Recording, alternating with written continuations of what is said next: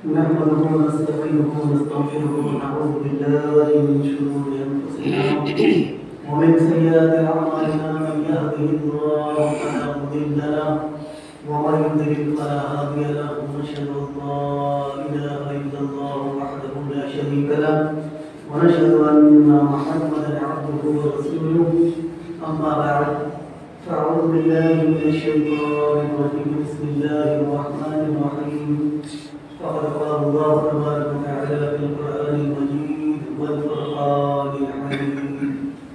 إذ يقول لصاحبه لا تحزن إن الله معنا صدق الله العظيم وجعل رسوله النبي الأمين المنير الكريم ونحن على ذلك لمن الشاهدين والشاكرين والحمد لله رب العالمين. آئیے ہمارا اپنے قصد سے پہلے آقا انعامدار و ولی تاجدار دونوں عالم کے مالک مختار سرکار ابرپار صلی اللہ تعالی علیہ وسلم کی بارگاہ عقیدت پناہ میں جھوم جھوم کر درود پاک کی ڈالیاں نچھاور کریں. بڑے بابا بلند اللہم صلی اللہ سیدنا شفیعنا مولانا محمد بن علی الجود والکرم بارک وسلم صلی علیہ صلاۃ وسلام علیک یا رسول اللہ یا حبیب اللہ یا نبی اللہ صلی اللہ تعالی علیہ وسلم. حضرات محترم، سلسلے وار کئی جمعوں سے بیان صدیق اکبر رضی اللہ تعالیٰ عنہ چل رہا ہے کہ اللہ تبارک و تعالیٰ نے اپنے پیارے حبیب کے توسل سے اپنے عاشق صادق یار غار حضرت سیدنا صدیق اکبر رضی اللہ تعالیٰ عنہ کو اللہ تبارک و تعالیٰ نے اتنی عظیم مرتبہ عطا فرمائی، اتنا بڑا رتبہ عطا فرمایا کہ اور کیوں نہ عطا فرماتا کہ حضرت سیدنا صدیق اکبر رضی اللہ تعالیٰ عنہ نے اپنی جان مال تن من دھن سب کچھ اللہ کے نبی کی بارگاہ میں قربان کر دیا تھا. یہ ہر آدمی تقریباً جانتا ہے، پہچانتا ہے کہ سیدنا صدیق اکبر رضی اللہ تعالیٰ عنہ نے دین اسلام کی بقا کی خاطر اور اسلام کو اجاگر بخشنے کی خاطر، روشنی بخشنے کی خاطر ہر وہ طرز عمل اپنایا جس پر اللہ کے نبی صلی اللہ علیہ وسلم نے فرمایا. جہاں جہاں فرمان جاری فرمایا کہ یہاں پر مال دولت کی ضرورت ہے تو سیدنا صدیق اکبر رضی اللہ عنہ بنا سوچے بنا افسوس کیے بنا تعامل کیے مال کی فراوانی اپنے نبی کی بارگاہ میں نبی کے قدموں میں مال دولت لٹا کر رکھ دیا. جب ضرورت پڑتی کہ اے صدیق ہمیں تمہاری وفاداری کی ضرورت ہے تو ضرورت وقت ضرورت حضرت سیدنا صدیق اکبر رضی اللہ تعالیٰ عنہ نے نبی پاک صلی اللہ علیہ وسلم سے اس طرح سے محبتانہ انداز پیش کیا کہ غار ثور میں جب جا رہے تھے واقعہ، حالانکہ کئی دفعہ آپ نے سنا ہے، پچھلی بار بھی ہم نے سنایا تھا، واقعہ تفصیل بیان نہیں کروں گا، مختصر انداز میں ضرورت پڑتی اے صدیق ہمیں ضرورت ہے تمہاری وفاداری کی. بات پچھلی جمعے کو کہہ دیا کہ مال خرچ کرنا کیسا تھا، تھوڑا سا آج بھی بیان ہوگا انشاءاللہ. وفاداری کی بات آتی ہے تو حضرت سیدنا صدیق اکبر رضی اللہ تعالیٰ عنہ اتنے بڑے وفادار ہم اور آپ آج کہتے ہیں کہ ہم نبی نبی کا گنگناتے رہتے ہیں، نبی نبی کا کلمہ پڑھتے ہیں، نبی کے نام دیوا ہیں، ہم مسلمان ہیں. ہم کہتے ہیں ہم مسلمان ہیں، بڑے فخر انداز سے کہتے ہیں ہم مسلمان ہیں، سینہ چوڑا کر کے کہتے ہیں، مگر مسلمان ہونے کا طرز عمل بھی ہم ادا کرتے ہیں یا نہیں کرتے ہیں. اپنی گریبانوں میں جھانکنے کی ضرورت ہے. دیوان ملت اسلامیہ وہ صدیق اکبر جو صحابیت کا رتبہ اور تمام صحابہ میں افضل الخلق بعد الرسول علماء کرام فرماتے ہیں کہ تمام انبیاء کرام کے بعد یعنی کہ نبیوں کے بعد یہ لقب دیا گیا ہے فاضل الانبیاء بالتحقیق، تحقیق کے ساتھ نبیوں کے بعد تمام انسانوں میں اگر افضل کوئی انسان ہے تو ہمارے نبیوں کے بعد حضرت سیدنا صدیق اکبر رضی اللہ تعالیٰ عنہ ہے. افضل الخلق بعد الانبیاء بالتحقیق کا لقب سے ملقب کیا گیا ہے حضرت سیدنا صدیق اکبر رضی اللہ تعالیٰ عنہ کو. تو یہ لقب دینے کے بعد لقب کیوں نہ ملتا، اور اللہ تبارک و تعالیٰ اپنی نوازشات اپنا کرم خاص کیوں نہ صدیق اکبر پر کرتا، کیونکہ حضرت نبی پاک یعنی محبوب خدا، ہمارے محبوب، تمہارے محبوب جناب محمد رسول اللہ صلی اللہ علیہ وسلم نے جب جس چیز کا مطالبہ کیا، سیدنا صدیق اکبر رضی اللہ تعالیٰ عنہ ہر اس معاملے میں آگے آئے اور سینہ سپر ہو کر کے نبی پاک کی خدمات انجام دیا۔ مال کی بات تھی، مال خرچ کر کے نبی پاک کی بارگاہ میں سرور حاصل کیا۔ جہاں تک وفاداری کی بات تھی، سیدنا صدیق اکبر رضی اللہ تعالیٰ عنہ جب اہل مکہ ہمارے نبی کے جانی دشمن ہوئے، جانی دشمن ہو گئے، اللہ تبارک و تعالیٰ کی بارگاہ سے حکم آیا، جبریل امین نے آ کر سنایا، یا رسول اللہ مکہ والوں نے آپ کی جان لینے کی تیاری شروع کر دی ہے، لہذا اب آپ کو یہاں رہنا گوارا نہیں۔ اللہ فرماتا ہے محبوب، اب مکہ کی سرزمین جہاں تمہاری پیدائش گاہ ہے، جہاں مادر علمی مادر وطن ہے، اس مادر وطن کو خیر آباد کہو، اور رات ہجرت کر کے مدینہ منورہ کی جانب سفر شروع کر دو۔ اللہ اللہ تمہارا ساتھ دینے کے لیے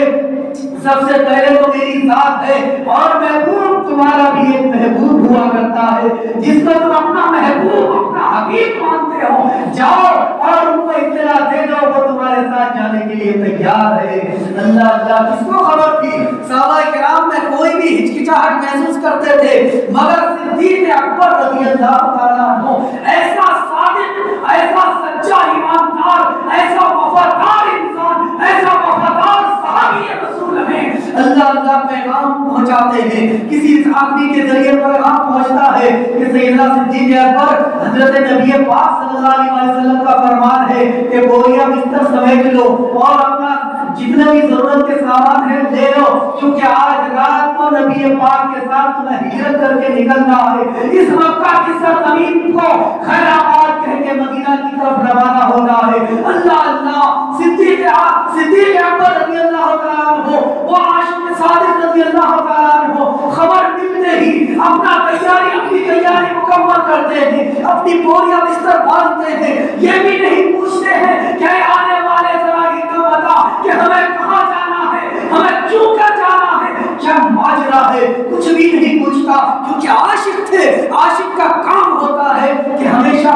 محبوب کی بات کو سن کر محبوب جو کہہ دے برملا اسی کو کرنے پر آمادہ ہو جائے۔ تو عاشق تھا، عشق کا ثبوت پیش کیا، سب کچھ سامان سمیٹا۔ نبی پاک صلی اللہ علیہ وسلم رات کے تیسرے حصے میں آتے ہیں، رات کے تیسرے پہر میں آتے ہیں، اور حضرت سیدنا صدیق اکبر رضی اللہ تعالیٰ عنہ کے دروازے کو کھٹکھٹاتے ہیں۔ صدیق اکبر رضی اللہ تعالیٰ عنہ ایسے دوڑتے ہیں، ایسے دروازے کی طرف بھاگتے ہیں جیسے کہ برس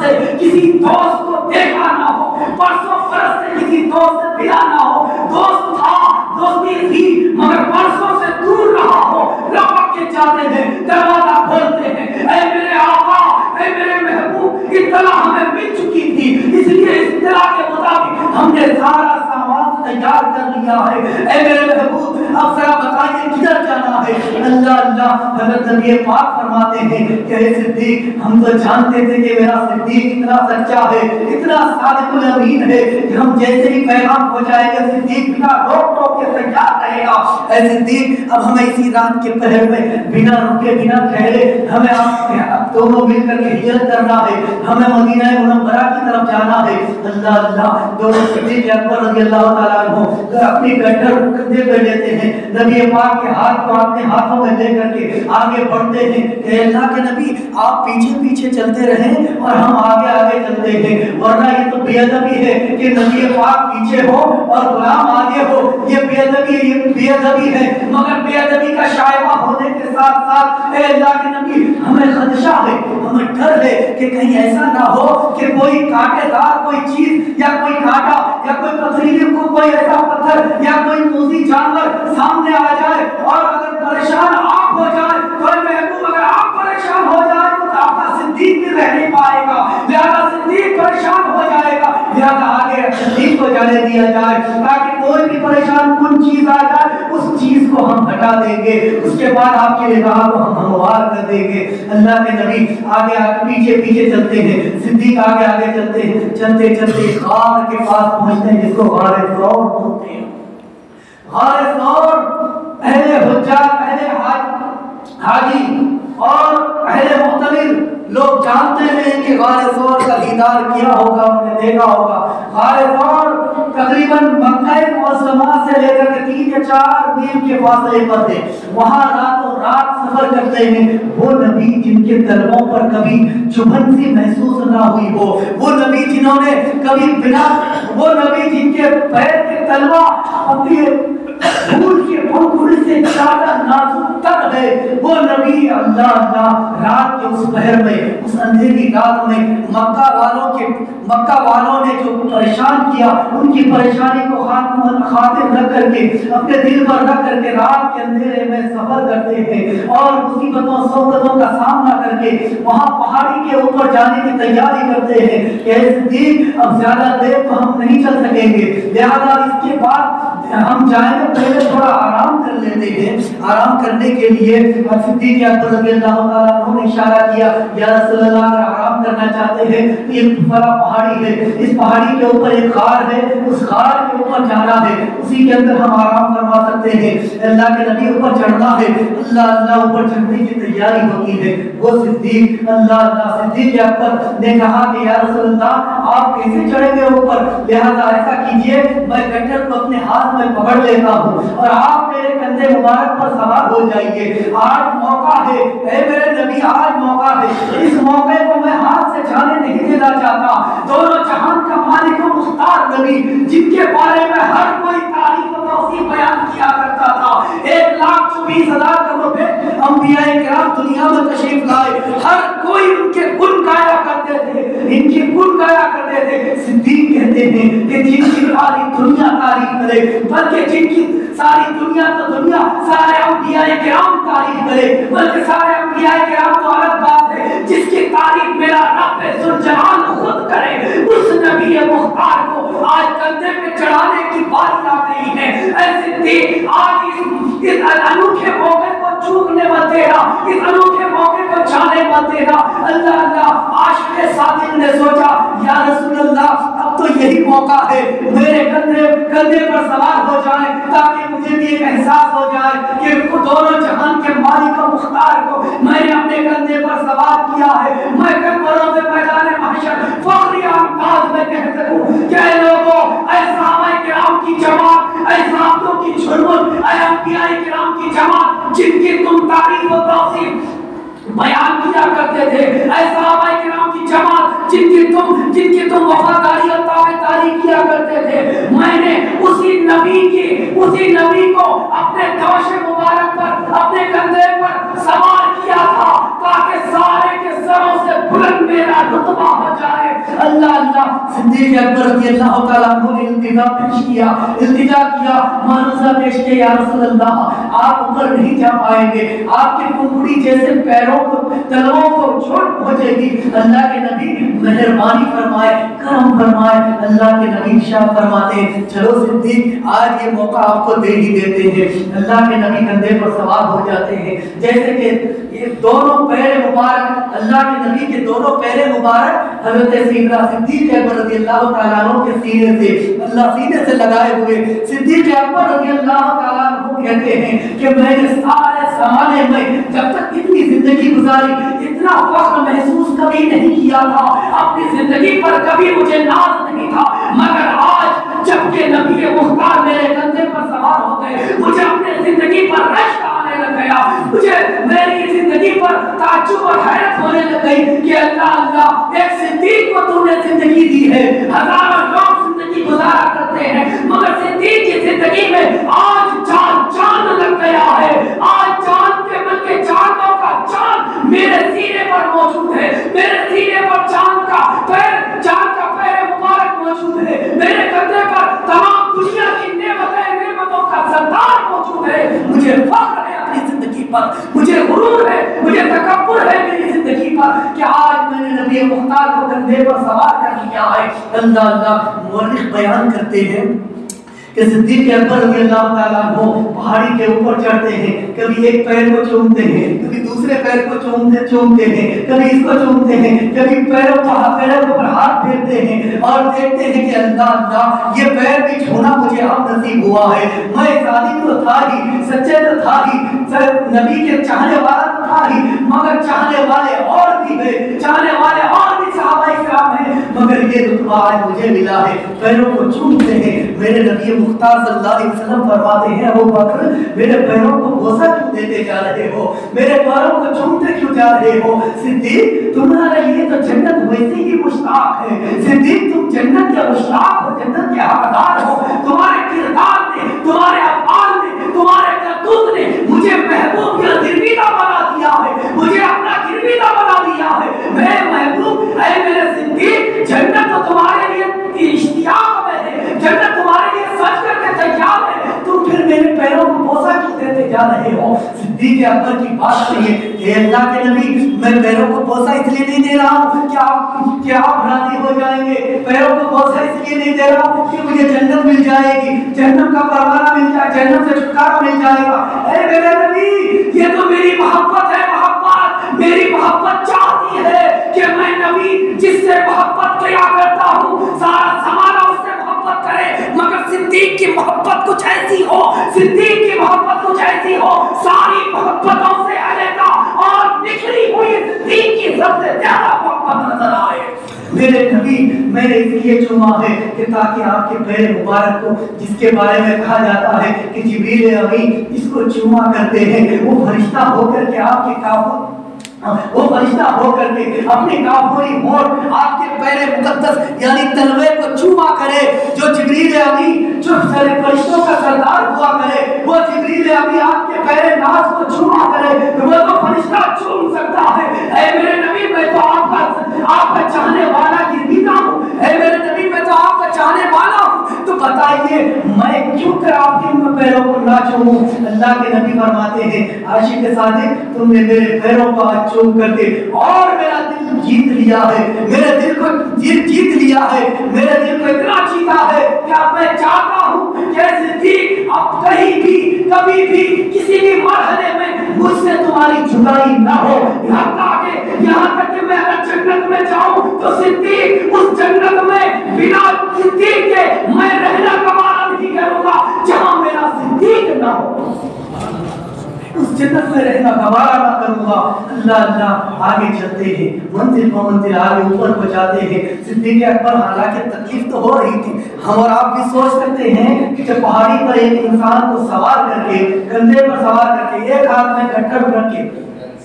ایک ہاتھ میں ساز و سامان لیے ہوئے کندھے پر آدمی کو سوار کر کے اوپر کی طرف اونچائی کی طرف جانا حالانکہ تکلیف دہ بات ہے، مگر صدیق اکبر رضی اللہ تعالیٰ عنہ کہتے ہیں مجھے کسی کی تکلیف کا احساس نہیں ہوا، کیوں؟ میں شہادت دیتا ہوں، میں گواہی دیتا ہوں۔ حضرت سیدہ آمنہ فرماتی تھی کہ جب اور عورتوں کا حال یہ ہوتا ہے کہ 9 مہینے تک بچہ پیٹ میں ہوتا ہے، تکلیف کا احساس ہوتا ہے، تکلیف ہوتی ہے، بچے کا بوجھ معلوم ہوتا ہے، پریشانی ہوتی ہے، اور عورتوں کے حال یہ حال ہوتا ہے، مگر سیدہ آمنہ فرماتی تھی کہ جب میرے نبی پاک میرے پیٹ میں نمودار ہوئے، میں 9 مہینہ تو کیا ولادت کے ٹائم تک میرے اندر کوئی بھی گرانی محسوس نہیں ہوئی، مجھے کوئی تکلیف نہیں ہوتی تھی، کیوں؟ اس لیے کہ اللہ تعالیٰ فرماتا ہے کہ یہ کوئی عام انسان نہیں بلکہ میرا محبوب مختار نبی ہے۔ جب مختار نبی کی بات آ جائے تو ہر انسان کی بات ختم کر دی جاتی ہے، نبی کی بات شروع ہوتی ہے۔ اے آمنہ تمہارے پیٹ میں وزن کیوں کر ہوگا، تمہیں تکلیف کیوں کر ہو سکتی، کیونکہ میرا محبوب دنیا میں چل رہا ہے، تکلیف کا احساس ہونے نہیں دوں گا۔ میرا نبی کسی کو تکلیف دینے کے لیے دنیا میں نہیں جا رہا ہے، میرا محبوب کسی کو پریشانی میں مبتلا کرنے کے لیے نہیں جا رہا ہے، میرا محبوب تو رحمت للعالمین بن کر کے جا رہا ہے، رحمت بن کر جا رہا ہے۔ بھائی رحمت کا کام تو ہوتا ہے ہر کسی کے اوپر مہربانیاں نچھاور کرے، ہر کسی کے اوپر رحمتیں لٹاتا جائے، یہ رحمت للعالمین کا کام ہوتا ہے۔ ایسے صدیق تمہیں کیوں کر بوجھ محسوس ہو؟ ثابت ہو گئی نا بات۔ صدیق تو کہتے ہیں میں نے یار کندھے پہ چڑھایا سوچنے میں انسان سوچ سکتا ہے کہ انسان کو کندھے پر چڑھا کر چڑھائی پر چڑھنا، وہ پہاڑی پر حاجی لوگ جانتے ہیں کتنی اونچائی پر ہے، اللہ کے کرم آپ کی دعا سے ہم نے بھی دیکھا ہے کتنی اونچائی ہے، پہاڑ ہے، پہاڑ کی اونچائی پر چڑھنا پڑتا ہے، ایک ہاتھ میں سامان کندھے پر نبی پاک، تو لوگ سوچتے کہ یار اتنا بھاری وزن لے کر کے اتنی اونچائی پر کیسے چڑھے؟ یہ ثابت ہو گیا کہ اللہ تعالیٰ فرماتا ہے کہ میں نے محبوب کو کسی کے لیے تکلیف دینے کے لیے نہیں بھیجا، میں نے وما ارسلناک الا رحمۃ للعالمین کا لقب دے کر کے بھیجا ہے۔ جب صدیق اکبر کے کندھے مبارک پر سوار ہوئے تو اللہ تعالیٰ فرماتا ہے محبوب جب میں نے تمہاری ماں آمنہ کے پیٹ میں بوجھ محسوس نہیں ہونے دیا تو یہ تو تمہارا یار خار ہے، یہ تمہارا صدیق ہے، تمہارا عاشق صادق ہے، ان کے کندھے پر میں کیسے بوجھ رکھ سکتا ہوں؟ میں نے بوجھ کو ہلکا کر دیا ہے۔ صدیق کو محسوس ہی نہیں ہوا، چلے گئے غار کے اندر، اللہ غار کے اندر جاتے ہیں، سیدنا صدیق اکبر رضی اللہ تعالیٰ عنہ کی وفاداری دیکھیے، یہ وفاداری کیا کم تھی کہ کندھے پر سوار کر لیا، پیروں کو چومتے رہے، اور یہ وفاداری اور آگے دیکھیے، غار کے اندر جاتے ہیں، اللہ کے نبی سے عرض کرتے ہیں یا رسول اللہ تھوڑی دیر کے لیے آپ توقف فرمائیں، غار کے باہر کھڑے ہو جائیں، میں پہلے جا کر کے آپ کا خادم پہلے جا کر کے دیکھنا چاہتا ہے کہ کہیں ایسا نہ ہو غار پرانا ہے، کہیں ایسا نہ ہو کوئی جانور نہ رہے، کہیں تکلیف دینے والی چیز نہ رہے، میں پہلے جاتا ہوں اور ان چیزوں کو صاف کر کے غار کا اچھی طرح نکھار پیدا کر کے میں واپس آتا ہوں۔ اللہ صدیق صادق رضی اللہ تعالیٰ عنہ غار کے اندر جاتے ہیں، سارے سوراخوں کو بند کر دیتے ہیں مگر 2 سوراخ بچ جاتے ہیں، ایک سوراخ میں آپ خود بیٹھ جاتے ہیں، ایک سوراخ میں پیڑ کی ایڑی رکھ لیتے ہیں اور اللہ کے نبی کو آ کر کے آواز دیتے ہیں، اللہ کے نبی تشریف لائیے، غار صاف ہو چکا ہے۔ اللہ کے نبی اندر آتے ہیں، آنے کے بعد جب سیدنا صدیق اکبر تھکے حالت تھے، صدیق اکبر رضی اللہ تعالیٰ عنہ ایک پیر کی ایڑی ایک غار کے منہ پر رکھ دیا اور ایک غار پر یا تو ہاتھ رکھا یا بیٹھ گئے اور اللہ کے نبی صلی اللہ علیہ وسلم آئے اور اپنا سر مبارک کو آپ کے زانوں پر رکھ دیا، وہ واقعہ یاد کیجئے پچھلے جمعے کو میں نے کہا تھا کہ ایک خواب دیکھا تھا سیدنا صدیق اکبر رضی اللہ تعالیٰ عنہ نے، راغب نے بیان کیا تھا خواب کا تعبیر دیا تھا کہ ایسا چاند تمہاری گود میں آ رہا تھا، وہ چاند نہیں بلکہ چاندوں کا بھی چاند ہوگا، یعنی جن کا نام آمنہ کا لال نبی مختار احمد مصطفیٰ محمد مصطفیٰ نام ہوگا، وہ محمد مصطفیٰ تمہارے ساتھ سفر کر کے جائے گا، ایک ٹھکانہ آئے گا جہاں ایک جگہ ہوگی، وہاں تم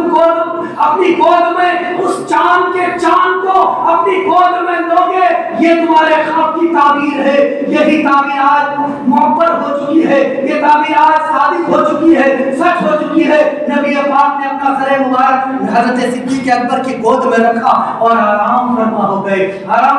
گئے۔ اسی اثنا میں ایک سانپ، پرانا سانپ وہاں پر موجود تھا، اس نے بھی سن رکھا تھا کہ کسی نے غار میں بولا ہوگا کہ یار کوئی ایسا نبی یہاں پر تشریف لانے والا ہے، آج نہیں تو کل صحیح پر نبی تشریف لانے والا ہے جو نبی مختار ہوگا، سارے جہان کا مالک اور مختار ہوگا، وہ نبی تشریف لانے والا ہے۔ وہ سب بڑے دیدار کے شوق رکھتا تھا، وہ سب اسی وقت انتظار میں تھا،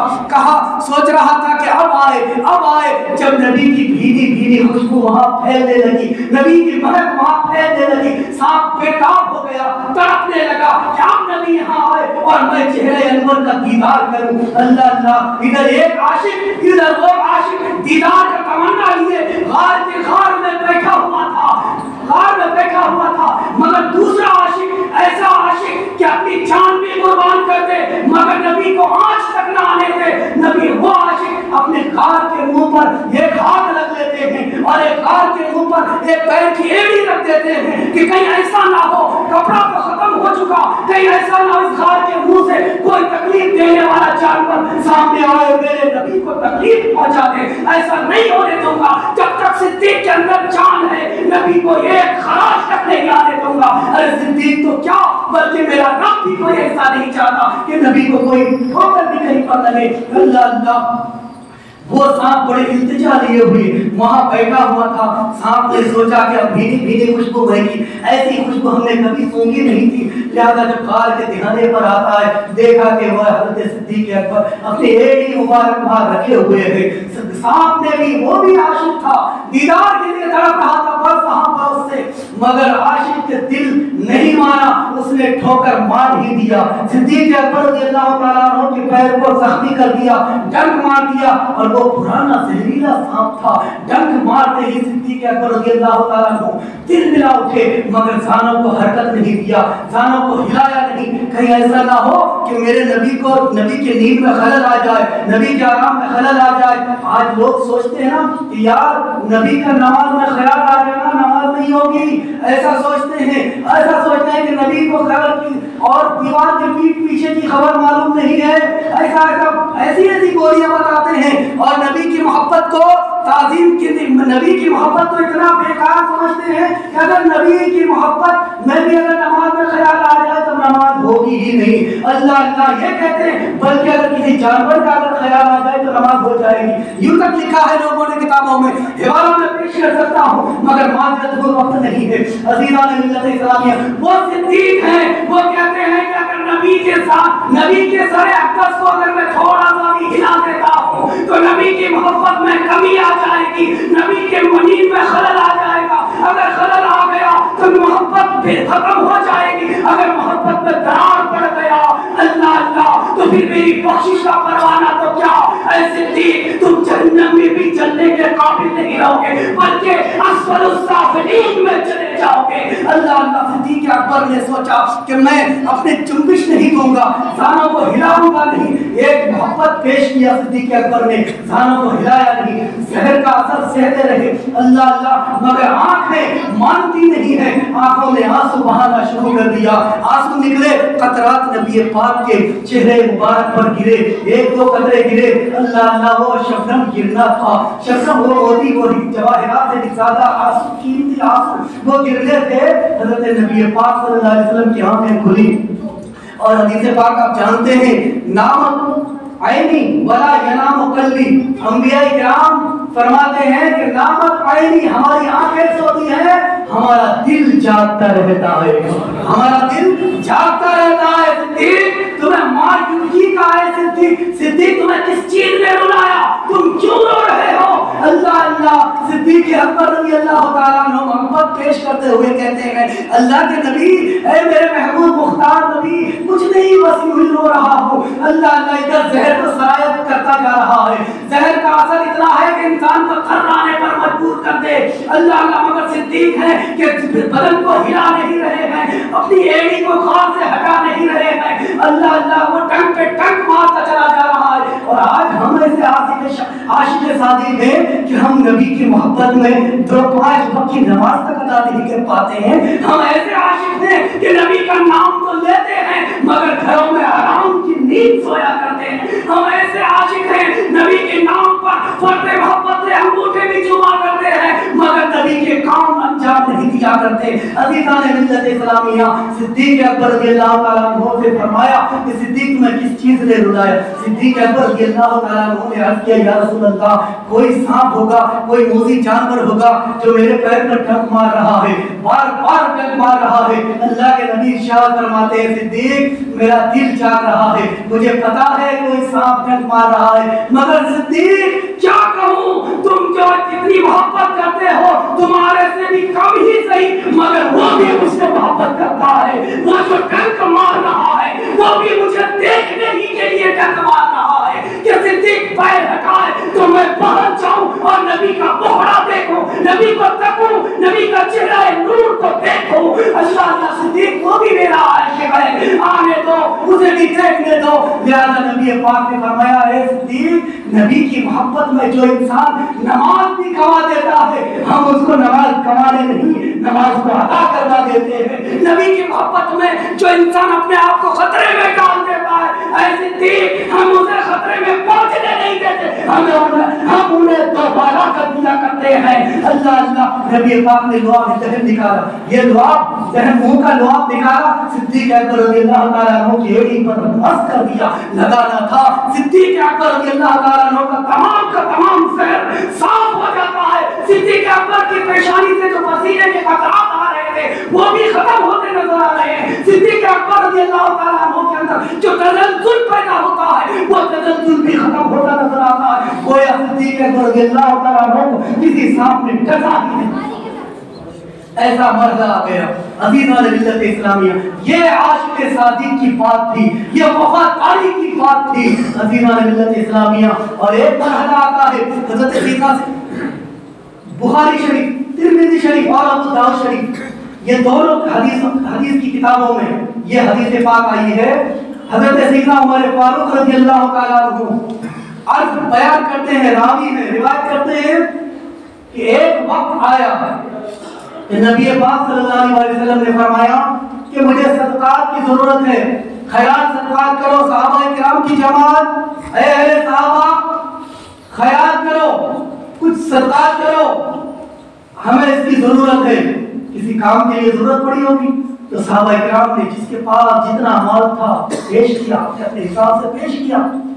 اور اس دن حضرت عمر فاروق رضی اللہ تعالیٰ عنہ کہتے ہیں کہ آج میں صدیق اکبر سے زیادہ مرتبہ حاصل کروں گا کیونکہ وہاں اس وقت حضرت عمر فاروق فرماتے ہیں کہ میں اس وقت جس وقت نبی پاک نے ایک دولت مانگی کہ صدقہ خیرات کرو ہماری بارگاہ میں ہمیں ضرورت ہے کسی چیز کے لیے تو اس وقت حضرت سیدنا عمر فاروق رضی اللہ تعالیٰ عنہ کہتے ہیں کہ میں اس وقت بہت بڑا مالدار تھا بہت دولت تھی میرے پاس میں نے سوچا کہ آج صدیق اکبر رضی اللہ تعالیٰ عنہ سے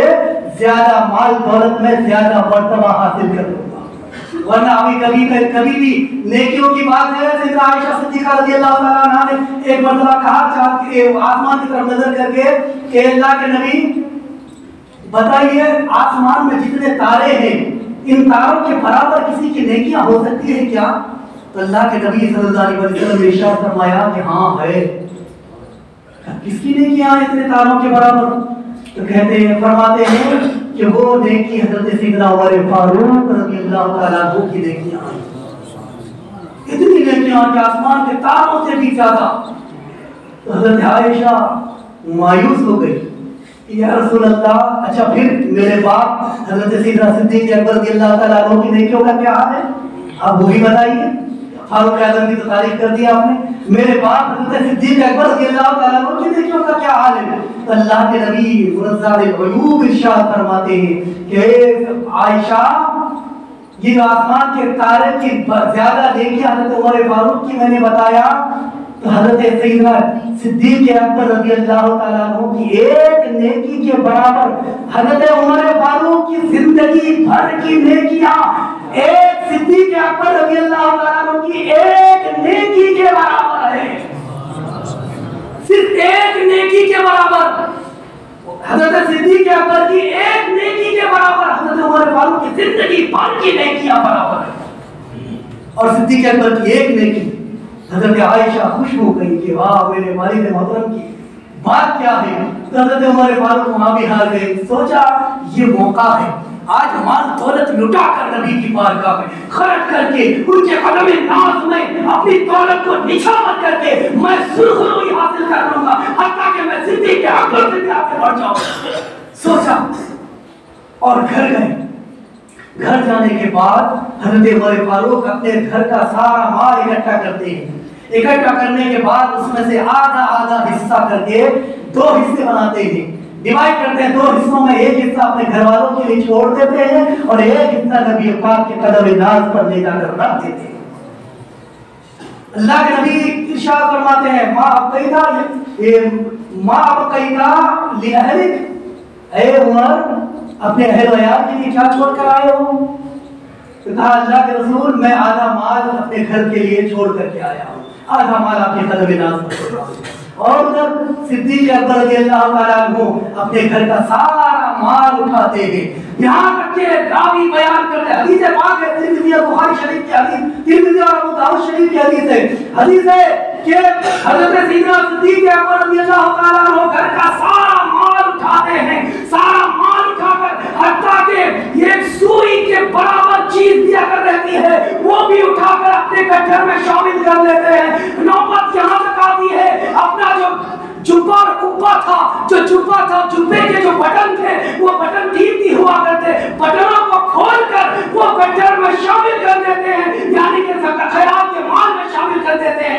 بٹنوں کی جگہ پر ببول کے پیڑ کی ٹہنی کاٹ کر بٹن بنا لیتے ہیں، اور یہاں تک کہ جو جبہ تھا اس جبے کو ہی بدل کر ٹاٹ کا ایک جبہ پہن کر نبی کے بارگاہ میں سارا مال لٹا دیتے ہیں، لے جا کر رکھ دیتے ہیں۔ ادھر جبریل امین کو اللہ رب العزت نے بھیجا کہ اے میرے جبریل جلدی جاؤ، اس سے پہلے کہ صدیق وہاں پہنچے تم میرے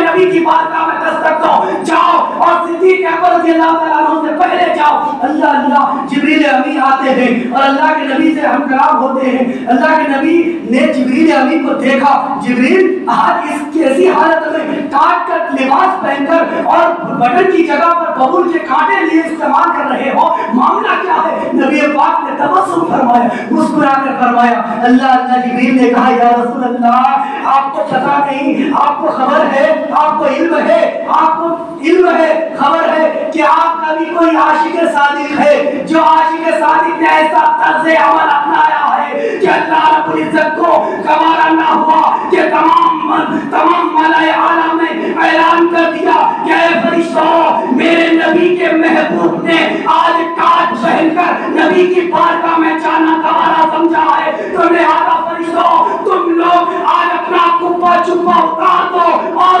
میرے صدیق کی طرح ایک ٹاٹ اپناؤ، ٹاٹ کا لباس پہنو۔ تمام فرشتوں کے لیے حکم جاری فرمایا کہ سب فرشتوں ٹاٹ کا لباس پہنو اور بٹن کی جگہ ببول استعمال کرو۔ سارے فرشتوں کو اللہ نے حکم دیا ہے، لہذا ایک جبریل بھی ہے، جبریل نے بھی ٹاٹ کا لباس اپنایا ہے کیونکہ آپ کا صادق عاشق آ رہا ہے۔ عاشق کو دیکھے اللہ جب اشارہ کیا عاشق صادق کا بھی نمودار ہوا ہے۔ صدیق اکبر رضی اللہ تعالیٰ عنہ نبی پاک کی بارگاہ میں اپنا مال تن من دھن سب کچھ قربان کر چکے تھے، مال کی بات تھی، مال بھی نبی کے قدم ناز پر قربان کر دیا ہے۔ صدیق نے پوچھا، فرمایا صدیق معاف کیتا لأہلک، اے صدیق اپنے گھر والوں کے لیے کیا چھوڑ کر کے آئے ہو؟ تو صدیق اکبر رضی اللہ تعالیٰ عنہ کہتے ہیں یا رسول اللہ میں اپنے گھر میں کچھ نہیں چھوڑا مگر ہاں اتنا ضرور چھوڑ کر آیا ہوں کہ اللہ کے نبی میں اللہ کو اور اس کے بعد آپ جیسی ہستی کو گھر پر چھوڑ کر کے آیا ہوں۔ مجھے مال کی کیا ضرورت ہے، مجھے دھن و دولت کی کیا ضرورت، مجھے عزت و وقار کی مرتبوں کی کیا ضرورت؟ اے اللہ کے نبی جب آپ میرے سامنے زندہ سلامت ہے، تو جب آپ کو سلامت دیکھ رہا ہوں تو میرے گھر میں دولت کی ضرورت نہیں بلکہ اس سے زیادہ آپ کی ضرورت ہے۔ ہم اور آپ یہ چاہتے ہیں کہ دولت سے محبت کریں یا نبی پاک سے محبت کریں، دولت کو عزت بخشیں یا نبی پاک کی بارگاہ میں عزت اٹھائیں۔ عزیزان ملت اسلامیہ ہمارے بھی دولت پر سے بھروسہ اٹھنا چاہیے، نبی کی بارگاہ میں بھروسہ جمنا چاہیے، نبی سے محبت کریں، صدیق اکبر رضی اللہ تعالیٰ عنہ سے سبق سیکھیں۔ اللہ تو عزیزان ملت اسلامیہ اپنے بھی مسجد کا کام چل رہا ہے، آپ بہو بھی جانتے ہیں، پہلے اوپر چلا